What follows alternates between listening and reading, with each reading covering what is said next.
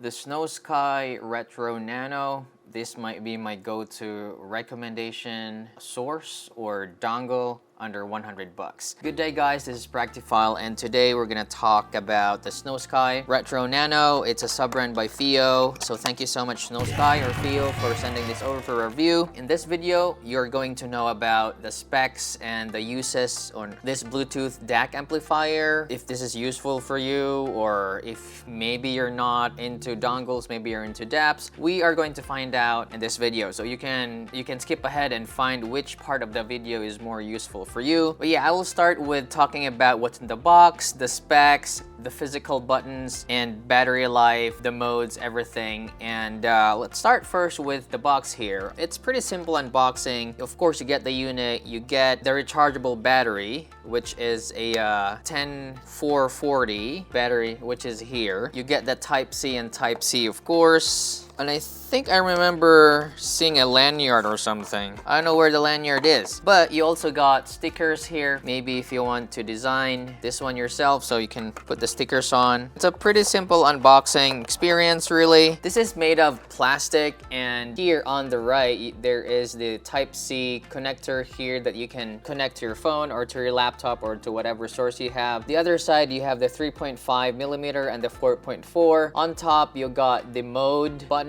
You got the play pause button. You have the plus or maybe the volume up, volume down, and the power button here. It's not a button, it's actually a switch. So you can turn it on and turn it off. When it's on, you see there, look at that. It's searching now for the device. So that's what it looks like when it's trying to pair something. And so yeah, again, as I've mentioned, it doesn't really use the regular AAA. It's using the 10440 battery, which is rechargeable. Yeah, you shouldn't be using a regular AAA with this. I'm not sure what's gonna happen. It might damage the device, but for your safety, it's just better to use the 10440 rechargeable battery. There should be a lot of available online if you want to buy extra. And having a replaceable battery is, I think, one of the reasons why I like this Bluetooth DAC amp so much, because it's just becoming future-proof. It's just cool to have a replaceable battery, just in my opinion. So for the internal specs here, you have, again, people have been wondering what the DAC chip is. It's the Cirrus Logic 43131. It's a legendary DAC. I mean, it measures really fine. A lot of dongles and sources are using that DAC chip, and it's just a very good sounding source in general. And even like Amir from Headphone, I think he reviewed one of the Jcalis 43131. I think it's the JM21. He reviewed that. This DAC chip has a built-in amplifier which helps it drive IEMs or even headphones. The other internal specs would be it has the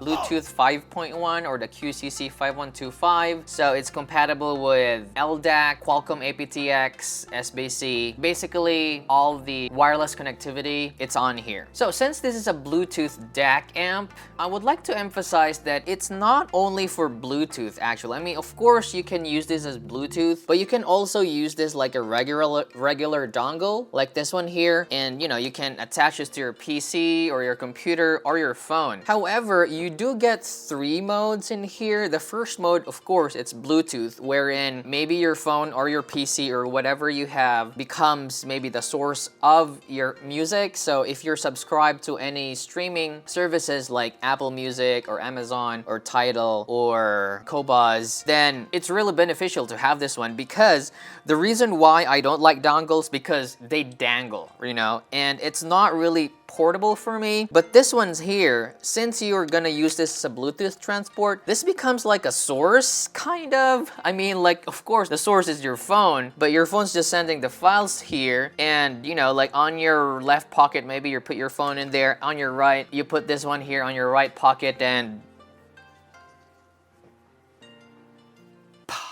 not only that, so you got one mode in there, the Bluetooth mode. You get the phone mode. So with the phone mode, since it has its battery, it's like a dongle, of course, but it's not gonna drain the battery of your phone. This is gonna use its own battery.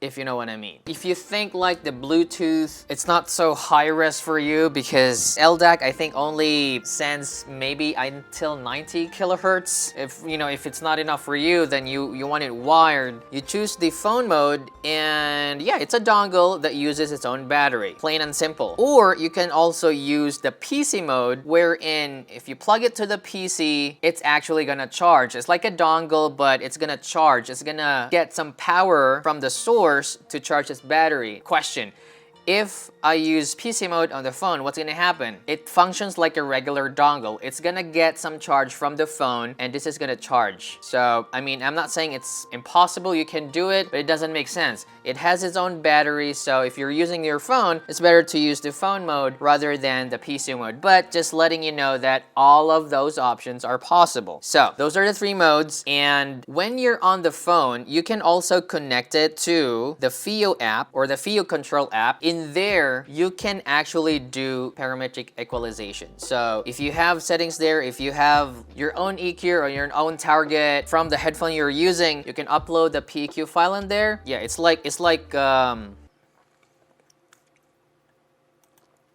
Qdelix, and it's just cheaper. So moving on to the most important part of this review probably is the sound. How do these sound? Again, as I mentioned before, it's really hard for me to review sources because there's maybe it's just placebo when it comes to sound. However, I do find it very, let's say, just good sounding. It's nice, it's linear sounding. I don't hear a lot of elevation on the bass, not a lot of elevation in the treble. It's just transparent. And in fact, I actually prefer the sound of the Retro than the more expensive DAP from them, from the GM21. This one's here's using CS43198. For some reason, I just prefer the sound coming from the this one here, from the 43131. And I think it's not really the sound that's the selling point in here. I think the selling point is the fact that this is Bluetooth, it has parametric equalization, and the battery is removable, and like you can change it, interchangeable batteries or whatever. If you have a pair of battery, basically you can go on and on forever using this device, and of course your phone as a source. So moving on to comparisons, what can I compare it with? Before, I was recommending the EPZ TP35. If you're in for a budget source under 100 bucks, I usually recommend that because it sounds good, sounds linear. But maybe now I think this one's better sounding. Not only that, it's more functional also because of the PEQ, because of the Bluetooth, because of the battery. This is just an overall value. And oh, I forgot to mention, this is like 60 bucks, which is pretty inexpensive, like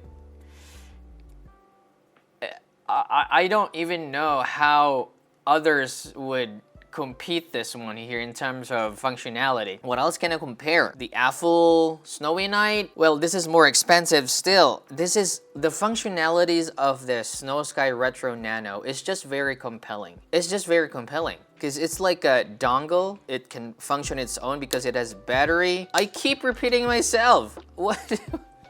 I don't have anything else to say. Snowsky Retro Nano, again, this gets my recommendation. If you're just starting in the hobby and you want sources, you're subscribed to like streaming platforms, I think this is the first source to get. I mean, if you're not really, if DAPs are expensive for you, I think this can suffice, Snowsky Retro Nano. And it looks cool, it looks retro, and it's Nano.